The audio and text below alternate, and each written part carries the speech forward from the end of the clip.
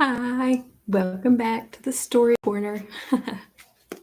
Thanks for stopping by, spending a little time.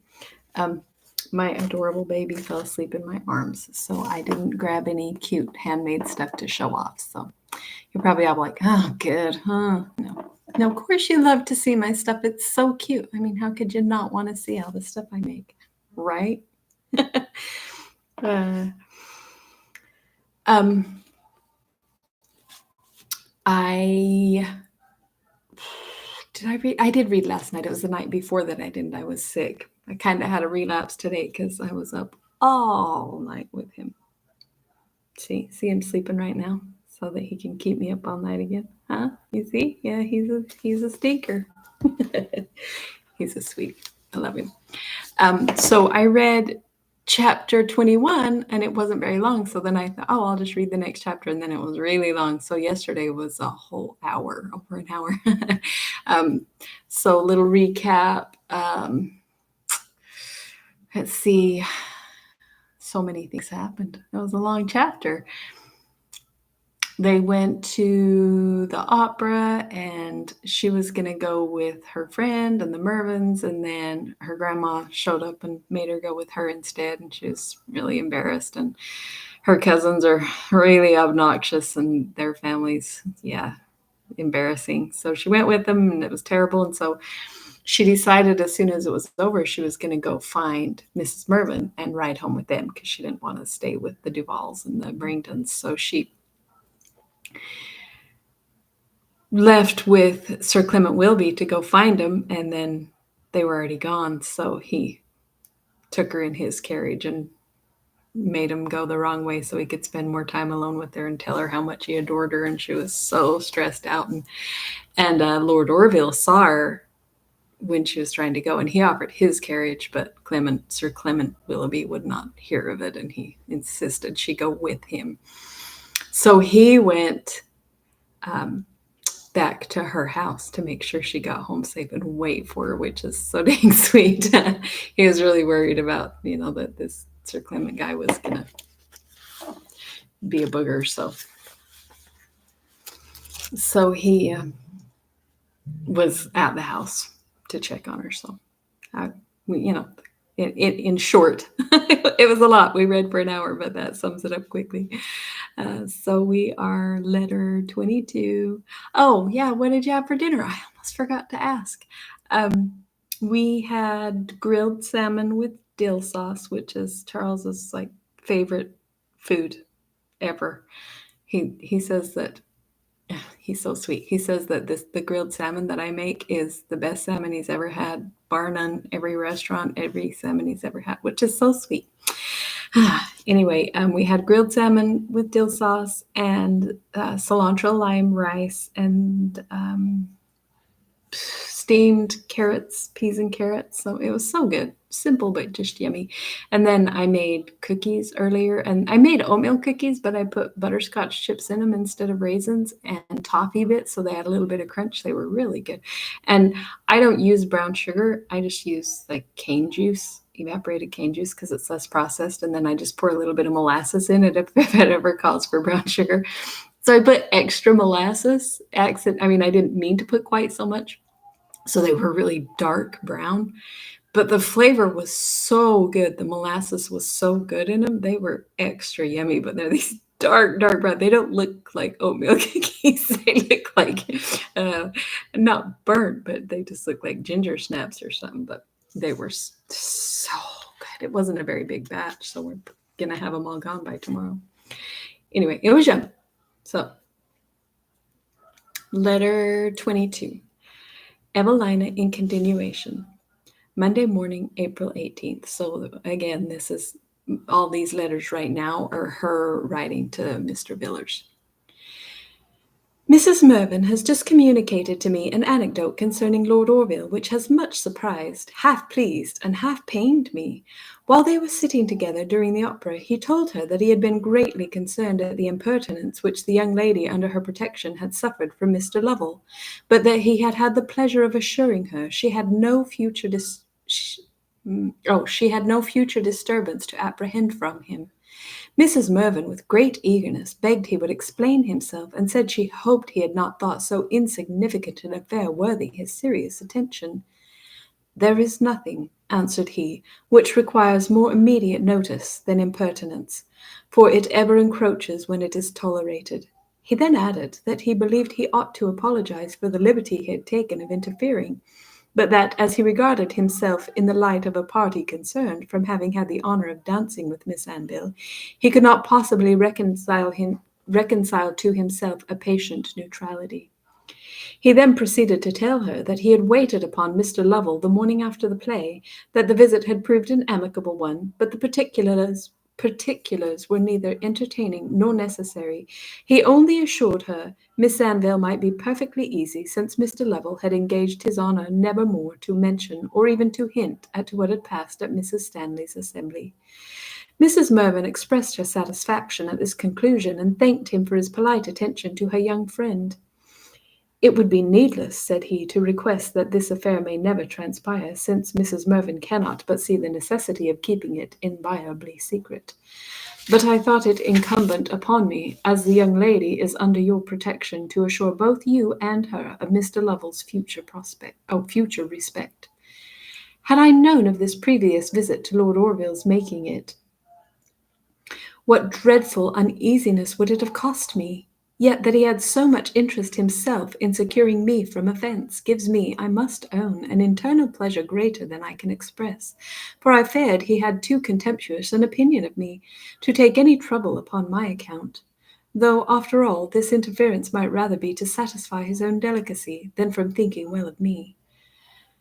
But how cool, how quiet is true courage! Who, from seeing Lord Orville at the play, would have imagined his resentment would have hazarded his life? So he went to Lovell and said, he said it was amicable, which means it was friendly and it was nice, but he was like, leave her alone. Which, back in those days, if you interfered in a situation like that, they could actually, if they chose to be offended, could call you out and have a duel, and sword fight or shoot to the death. It was no little thing to challenge somebody. It was you were putting your life on the line. So it wasn't just a leave her alone kind of situation. Like, if the guy had been really offended, he could have ended up in a fight, a challenge. So very sweet. Yet his displeasure was evident, though his real bravery and his politeness equally guarded him from entering into any discussion in our presence. Madame Duval, as I expected, was most terribly angry yesterday. She scolded me for, I believe, 2 hours having left her, and protested she had been so much surprised at my going, without giving her time to answer, that she could hardly knew whether she was awake or asleep. But she assured me that if I ever did so again, she would never more take me into public, and she expressed an equal degree of displeasure against Sir Clement, because he had not even spoken to her, always of the captain's side in an argument. The captain, as after dinner, Mrs. Mervyn introduced the subject of our leaving London. Madame Duval said should stay a month or two longer. The captain told her she was welcome, but that he and his family should go into the country on Tuesday morning. A most disagreeable scene followed. Madame Duval insisted upon keeping me with her, but Mrs. Mervyn said that as I was actually engaged on a visit to Lady Howard, who had only consented to my leaving her for a few days, she could not think of returning without me. Perhaps if the captain had not interfered, the good breeding and mildness of Mrs. Mervyn might have had some effect upon Madame Duval. But he passes no opportunity of provoking her, and therefore made so many gross and rude speeches, all of which she retorted, that, in conclusion, she vowed she would sooner go to law in right of her relationship than that I should be taken away from her. I heard this account from Mrs. Mervyn, who was so kindly considerate as to give me a pretence for quitting the room as soon as this dispute began, lest Madame Duval should refer to me and insist on my obedience. The final result of the conversation was that, to soften manners for the present, Madame Duval should make one in the party for Howard Grove, whither we are positively to go next Wednesday, and though we are none of us satisfied with this plan, we know not how to form a better. Mrs. Mervyn is now writing to Lady Howard to excuse bringing this unexpected guest, and to prevent the disagreeable surprise which must otherwise attend her reception. This dear lady seems eternally studying my happiness and advantage. Tonight we go to the Pantheon, which is the last diversion we shall partake of in London. For tomorrow, this moment, my dearest sir, I have received your kind letter. If you thought us too dissipated the first week, I almost fear to know what you will think of us this second. However, the Pantheon this evening will probably be the last public place which I shall ever see. The assurance of your support and protection in regard to Madame Duval, though what I never doubted, excites my utmost gratitude. How indeed, cherished under your roof, the happy object of your constant indulgence, how could I have borne to become the slave of her tyrannical humours? Pardon me that I speak so hardly of her, but whenever the idea of passing my days with her occurs to me, the comparison which naturally follows takes from me all that forbearance which I believe I owe her. You are already displeased with Sir Clement. To be sure, then, his behaviour after the opera will not make peace with you. Indeed, the more I reflect upon it, the more angry I am. I was entirely in his power, and it was cruel in him to cause me so much terror. Oh, my dearest sir, were I but worthy the prayers and the wishes you offer for me, the utmost ambition of my heart would be fully satisfied. But I greatly fear you will find me, now that I am out of the reach of your assisting prudence, more weak and imperfect than you could have expected. I have not now time to write another word, for I must immediately hasten to dress for the evening. I will check. That's the end of the chapter. I'll check how long the next one is, so that we don't read for a whole other hour tonight. It's kind of long. Oh, well, let's see.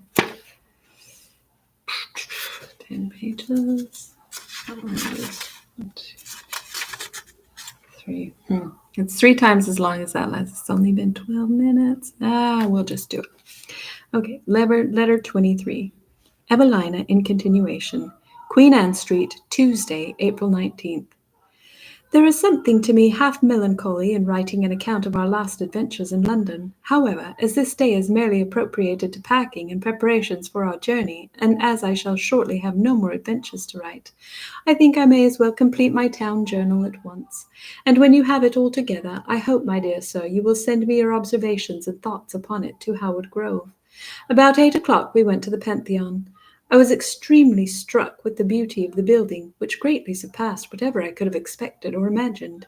Yet it has more the appearance of a chapel than of a place of diversion, and though I was quite charmed with the magnificence of the room, I felt that I could not be as gay and thoughtless there as at Ranelagh, for there is something in it which rather inspires awe and solemnity than mirth and pleasure. However, perhaps it may only have this effect upon such a novice as myself. I should have said that our party consisted only of Captain, Mrs. and Miss Mervyn, as Madame Duval spent the day in the city, which I own I could not lament. There was a great deal of company, but the first person we saw was Sir Clement Willoughby. He addressed us with his usual ease, and joined us for the whole evening. I felt myself very uneasy in his presence, for I could not look at him, nor hear him speak without recollecting the chariot adventure, but to my great amazement I observed that he looked at me without the least apparent discomposure, though certainly he ought not to think of his behaviour without blushing. I really wish I had not forgiven him, and then he could not have ventured to speak to me any more. There was an exceeding good concert, but too much talking to hear it well. Indeed, I am quite astonished to find how little music is attended to in silence, for though everybody seems to admire, hardly anybody listens. We did not see Lord Orville till we went into the tea-room, which is large, low, and underground, and serves merely as a foil to the apartments above. He then sat next to us. He seemed to belong to a large party, chiefly of ladies, but among the gentlemen attending them I perceived Mr. Lovell. I was extremely irresolute whether or not I ought to make my acknowledgments to Lord Orville for his generous conduct in securing me from the future impertinence of that man, and I thought that as he had seemed to allow Mrs. Mervyn to acquaint me, though no one else, of the measures which he had taken, he might perhaps suppose me ungrateful if silent. However, I might have spared myself the trouble of deliberating, as I never once had the shadow of an opportunity of speaking unheard by Sir Clement. On the contrary, he was so exceedingly officious and forward that I could not say a word to anybody, but instantly he bent his head forward, and with an air of profound attention, as if I had addressed myself wholly to him, and yet I never once looked at him, and would not have spoken to him on any account. Indeed, Mrs. Mervyn herself, though unacquainted with the behaviour of Sir Clement after the opera, says it is not right for a young woman to be seen so frequently in public with the same gentleman, and if our stay in town was to be lengthened, she would endeavour to represent to the captain the impropriety of allowing his constant attendance. For Sir Clement, with all his easiness, could not be so eternally of our parties if the captain was less fond of his company. At the same table with Lord Orville sat a gentleman, I call him so only because he was at the same table, who, almost from the moment I was seated, fixed his eyes steadfastly on my face, and never once removed them to any other object during tea time, notwithstanding my dislike of his staring, must, I am sure, have been very evident. I was quite surprised that a man whose boldness was so offensive could have gained admission into a party of which Lord Orville made one, for I naturally concluded him to be some low-bred and uneducated man, and I thought my idea was indubitably confirmed when I heard him say to Sir Clement Willoughby in an audible whisper, which is a mode of speech very distressing and disagreeable to bystanders, "For heaven's sake, Willoughby, who is that lovely creature?" But what was my amazement, when, listening attentively for the answer, though my head was turned another way, I heard Sir Clement say, "I am sorry I cannot inform your lordship, but I am ignorant myself." Lordship! How extraordinary that a nobleman, accustomed in all probability to the first rank of company in the kingdom, from his earliest infancy, can possibly be deficient in good manners. However faulty in morals and principles, even Sir Clement Willoughby appeared modest in comparison with this person. During tea, a conversation was commenced upon the times, fashions, and public places in which the company of both tables joined. It began by Sir Clement's inquiring of Miss Mervyn and of me if the Pantheon had answered our expectations. We both readily agreed that it had greatly exceeded them. "Ay, to be sure," said the captain. "Why, you don't—" Excuse me. Sorry, I got a little bit of something in my throat. Excuse me, frog. Now I sound like a frog, my heck. Why, you don't suppose they'd confess they didn't like it, do you? Whatever's the fashion, they must like, of course, or else I'd be bound for it they'd own that there never was such a dull place as this here invented. And has then this building, said Lord Orville, no merit that may serve to lessen your censure? Will not your eye, sir, speak something in its favour? "Ay," cried the lord, I don't know his name. "And is there any eye here that can find pleasure in looking at dead walls or statues, when such heavenly living objects as now I see demand all their admiration?" Man, he's can you imagine? I mean, they've let you know that she's really beautiful, like exceptionally beautiful. But can you imagine sitting there and have somebody just stare at you and say things like that while you're sitting there? That would be so embarrassing and uncomfortable.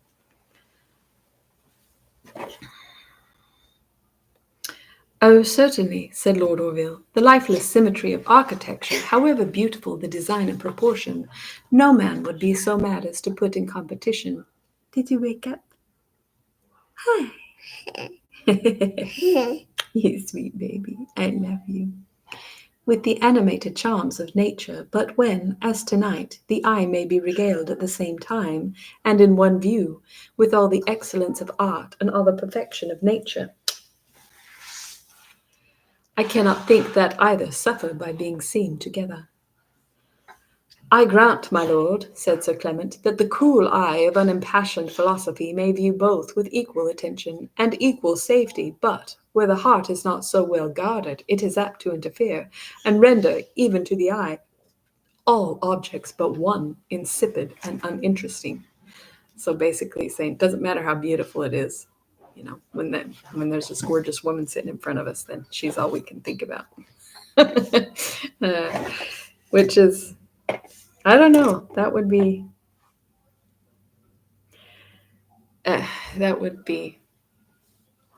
Very uncomfortable. I mean, I've never like experienced anything like that because I was never drop dead gorgeous, but that would be very uncomfortable.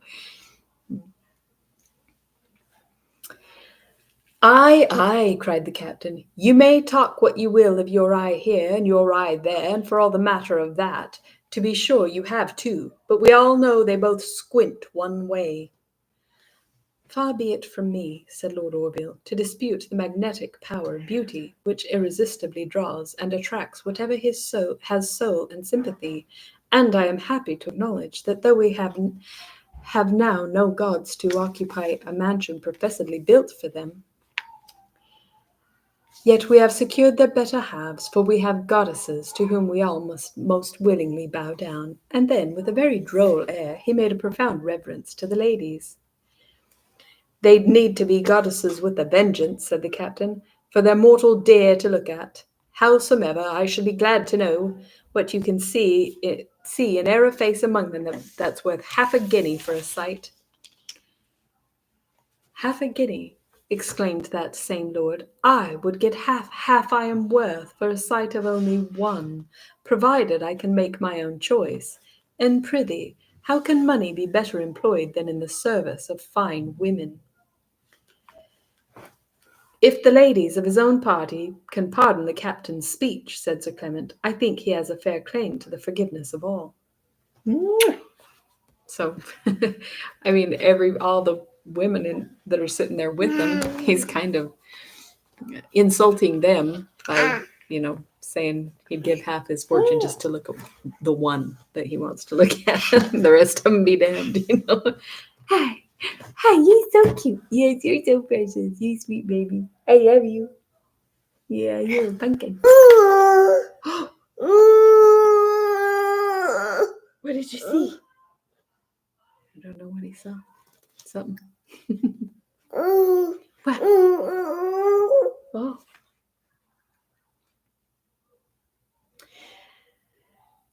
"Then you depend very much, as I doubt not but you may," said Lord Orville, "upon the general sweetness of the sex. But as to the ladies of the captain's party, they may easily pardon, for they cannot be hurt."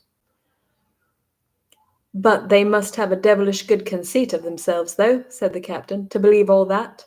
Howsomever, whether or no, I should be glad to be told by some of you, who seem to be knowing in them things, what kind of diversion can be found in such a place as this here, for one who has had long ago his full of face-hunting." Everybody laughed, but nobody spoke. "Why, look ye there now," continued the captain, "you're all at a dead stand. Not a man among you can answer that there question. Why, then, I must make bold to conclude that you all came here for no manner of purpose but to stare at one another's pretty faces, though for the matter of that, half of 'em are plaguey ugly, and as to the other half, I believe it's none of God's manufactory." Half of them are ugly and the other half of them are painted. He's so rude. "What are you doing?" "Oh, what'd you do?" "What the ladies may can come hither for, sir," said Mr. Lovell, stroking his ruffles and looking down, "it would ill become us to determine, but as to we men, doubtless we can have no other view than to admire them." "If I bean't mistaken," cried the captain, looking earnestly in his face, "you are that same person we saw at Love for Love t'other night, bean't you?" Mr. Lovell bowed.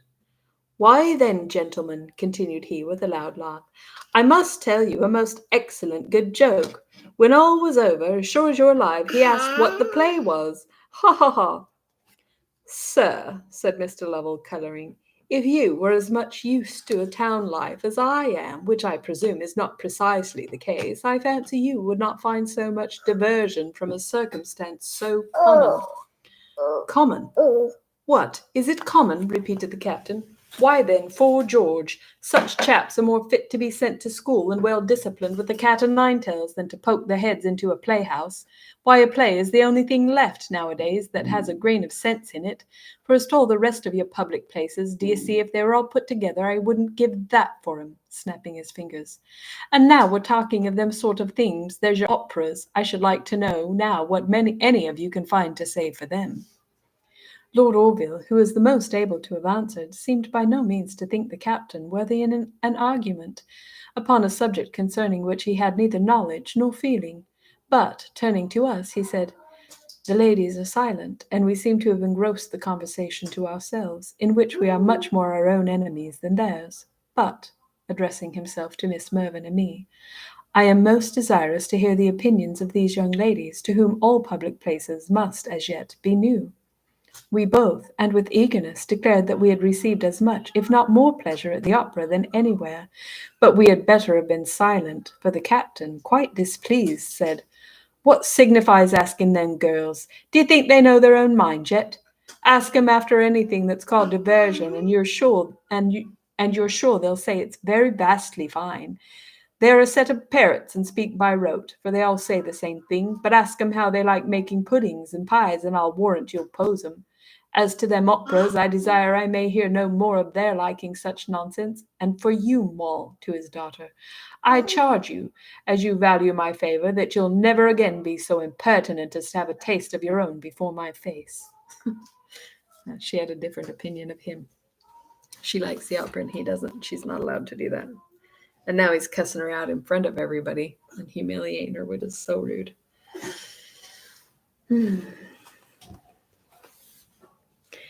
"There are fools enough in the world without your adding to that number. I'll have no daughter of mine affect them sort of megrims. It is a shame they ain't put down. And if I'd my will, there's not a magistrate in this town but should be knocked of the head for suffering them. If you've a mind to praise anything, why you may praise a play, and welcome, for I like it myself." This reproof effectually silenced us both for the rest of the evening. Nay, indeed, for some minutes it seemed to silence everybody else. "I love you, you sweet baby." "Yeah, you precious."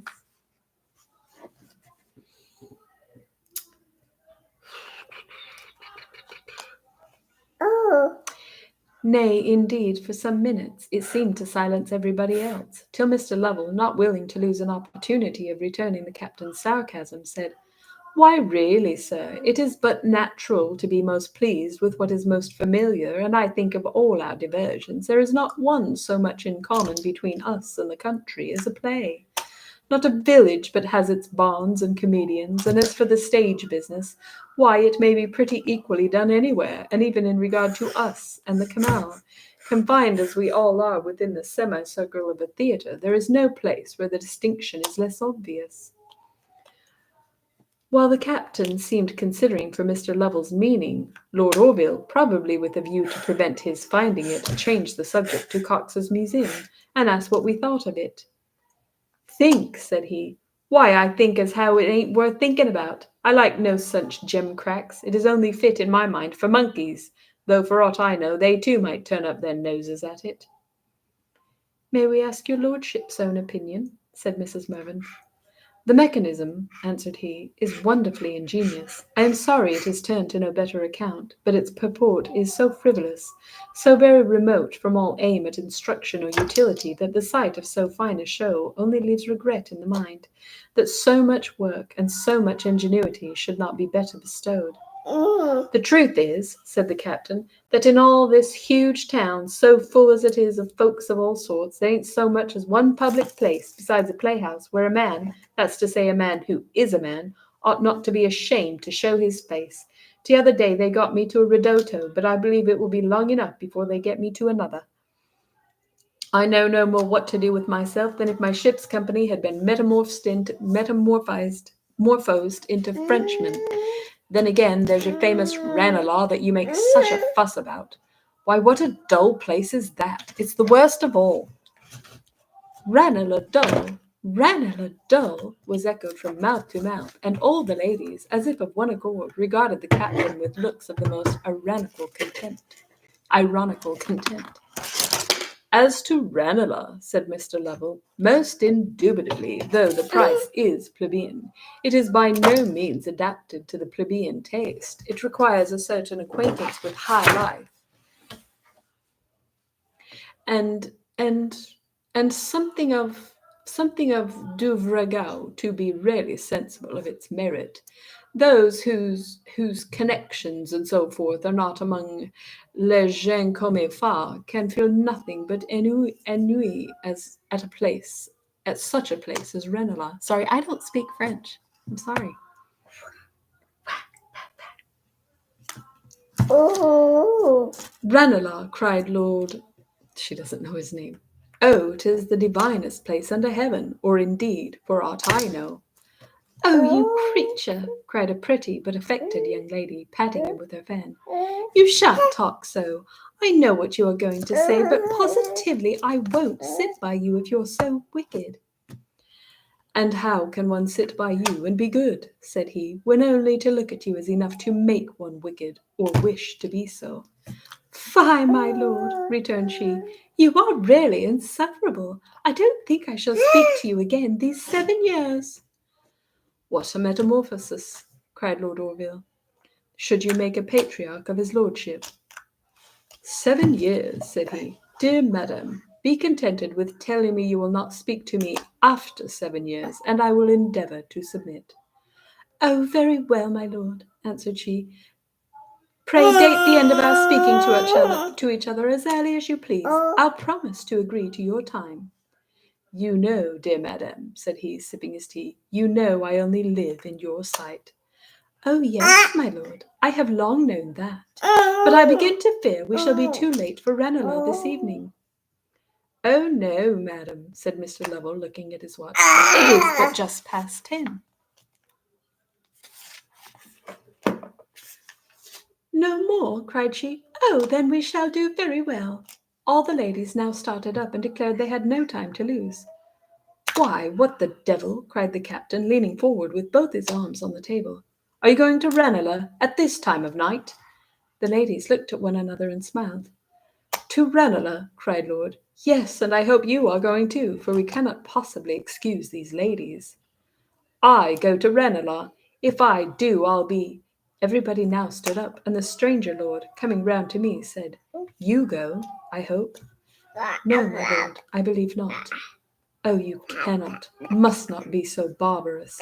And he took my hand, and ran on saying such fine speeches and compliments that I might almost have supposed myself a goddess, and him a pagan paying me adoration. As soon as I possibly could, I drew back my hand, but he frequently, in the course of conversation, contrived to take it again, though it was extremely disagreeable to me, and the more so as I saw that Lord Orville had his eye fixed upon us, with a gravity of attention that made me uneasy. And surely, my dear sir, it was a great liberty in this lord, notwithstanding his rank, to treat me so freely. As to Sir Clement, he seemed in misery. They all endeavoured to prevail with the captain to join the Ranelagh party, and this lord told me in a low voice that it was tearing his heart out to go without me. During this conversation, Mr. Lovell came forward, and assuming a look of surprise, made me a bow, and inquired how I did, protesting upon his honour that he had not seen me before, or would sooner have paid his respects to me. Though his politeness was evidently constrained, yet I was very glad to be thus assured of having nothing more to fear from him. The captain, far from listening to their persuasions of accompanying them to Ranelagh, was quite in a passion at the proposal, and vowed he would sooner go to the Black Hole in Calcutta. But, said Lord, if the ladies will take their tea at Ranelagh, you may depend upon our seeing them safe home, for we shall be proud of the honour of attending them. May be so, said the captain, but I'll tell you what, if one of these places bean't enough for them tonight, why tomorrow they shall go to another one. We instantly declared ourselves very ready to go home. Oh, sorry. Why tomorrow they shall go to narrow one. Oh, so he's saying if they're not satisfied, they can't go anywhere tomorrow.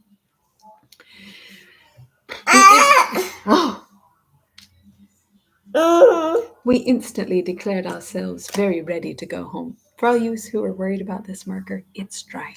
He's writing on stuff and it's not working, just in case you were wondering. Say,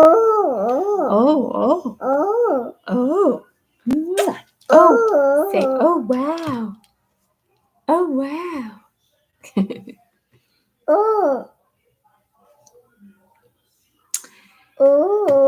It is not for ourselves that we petition, said Lord, but for us, If you have any charity, you will not be so cruel as to deny us. We only beg you to prolong our happiness for a few minutes.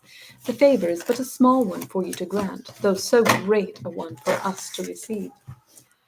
To tell you a piece of my mind, said the captain surlily, I think you might as well not give the girls so much of this palaver. They'll take it all for gospel. As to Moll, why, she's well enough, but nothing extraordinary, though perhaps you may persuade her that her pug nose is all the fashion. Oh, that's so rude. He's making fun of her nose in front of everybody. That's mean. He's mean. And as to the other, why, she's good white and red, to be sure, but what of that? I'll warrant she'll moulder away as fast as her neighbours. Is there, cried Lord, another man in this place who, seeing such objects, could make such a speech? As to that there, returned the captain, I don't know whether there be or no, and to make free I don't care, for I shan't go for to model myself by any of these fair weather chaps who dare not so much as to say their souls are their own, and for aught I know, no more they bean't. I am almost as much ashamed of my countrymen as if I were a Frenchman, and I believe in my heart that I ain't a pin to choose between them, and before long we shall hear the very sailors talking that lingo, and see never a swabber without a bag and a sword. Well, upon honour, cried Mr. Lovell, you gentlemen of the ocean have a most severe way of judging. Severe? For George, that is impossible, for, to cut the matter short, the men, as they call themselves, are no better than monkeys, and as to the women, why, they are mere dolls. So now you've got my opinion of this subject, and so I wish you good night. The ladies, who were very impatient to be gone, made their curtsies and tripped away, followed by the gentlemen of their party, except the lord I have before mentioned, and Lord Orville, who stayed to make inquiries of Mrs. Mervyn concerning our leaving town, and then saying, with his usual politeness, something civil to each of us, with a very grave air, he quitted us. Lord remained some minutes longer, which he spent in making a profusion of compliments to me, by which he prevented my hearing distinctly what Lord Orville said, to my great vexation, especially as he looked, I thought so at least, as if displeased at his particularity of behaviour to me. In going to an outward room to wait for the carriage, I walked, and could not possibly avoid it, between this nobleman and Sir Clement Willoughby. Is that the dry one? That better be the dead one. Yeah, put the lid back on. Good job. Wow! And the servant said, and when the servant said the coach stopped the way, though the latter offered me his hand, which I should much have preferred, this same lord, without any ceremony, took mine himself, and Sir Clement, with a look extremely provoked, conducted Miss Mervyn. In all ranks and all situations of life, how strangely do characters and manners differ! Lord Orville, with a politeness which knows no intermission and makes no distinction, is as unassuming and modest as if he had never mixed with the great, and was totally ignorant of every qualification he possesses. This other lord, though lavish of compliments and fine speeches, seems to me an entire stranger to real good breeding. Whoever strikes his fancy engrosses his whole attention. He is forward and bold, has an air of haughtiness towards men, and a look of libertinism towards women, and his conscious quality seems to have given him a freedom in his way of speaking to either sex that is very little short of rudeness. When we returned home, we were all low-spirited. The evening's entertainment had displeased the captain, and his displeasure, I believe, disconcerted us all. And here I thought to have concluded my letter, but to my great surprise, just now we had a visit from Lord Orville. He called, he said, just to pay his respects to us before we left town, and made many inquiries concerning our return. And when Mrs. Mervyn told him we were going into the country without any view of again quitting it, he expressed his concern in such terms, so polite, so flattering, so serious, that I could hardly forbear being sorry myself. Were I to go immediately to Berry Hill, I am sure I should feel nothing but joy. But now we are joined by the captain, and by Madame Duval. I must own I expect very little pleasure at Howard Grove. Before Lord Orville went, Sir Clement Willoughby called. He was more grave than I had ever seen him, and made several attempts to speak to me in a low voice, and to assure me that his regret upon the occasion of our journey was entirely upon my account. But I was not in spirits, and could not bear to be teased by him. However, he has so well paid his court to Captain Mervyn that he gave him a very hearty invitation to the Grove. At this he brightened, and just then Lord Orville took leave. No doubt but he was disgusted at this ill-timed, ill-bred partiality, for surely it was very wrong to make an invitation before Lord Orville in which he was not included. Yeah, that's really rude. The two guys standing there and he bites one and not the other. I was so much chagrined that as soon as he went, I left the room, and I shall not go downstairs till Sir Clement has gone. Lord Orville cannot but observe his assiduous endeavours to ingratiate himself into my favour, and does not this extravagant civility of Captain Mervyn give him reason to suppose that it meets with our general approbation? I cannot think upon this subject without inexpressible uneasiness, and yet I can think of nothing else. Adieu, my dearest sir. Pray write to me immediately. How many long letters has this one short fortnight produced? More than I may probably ever write again. I fear I shall have tired you with reading them, but you will now have time to rest, for I shall find but little to say in future. And now, most honoured sir, with all the follies and imperfections which I have thus faithfully recounted, can you, and with unabated kindness, suffer me to sign myself your dutiful and most affectionate Evelina? Okay. That's a problem with being absolutely gorgeous. You're gonna attract all this attention everywhere you go, and you can't escape from all the people following you around and staring at you. I guess I'll be grateful that I was never just so beautiful. I didn't ever have to deal with that kind of stuff. Anyway, all right. Thank you for stopping by. I did keep it a little shorter tonight by like 25 minutes. And what are you doing? You have a marker. Oh no! Oh no! Thanks for stopping by the Story Corner for Story Hour with the Story Lady. And don't forget to leave a like on the video because that actually does help.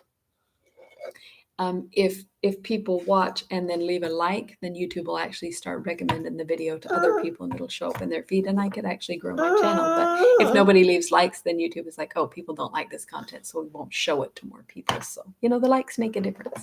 Okay, say bye bye. Bye bye. Bye bye. What is it? So pretty. Oh. Okay, say bye bye. Good night. See you next time. I love you, baby. Yeah, I love you.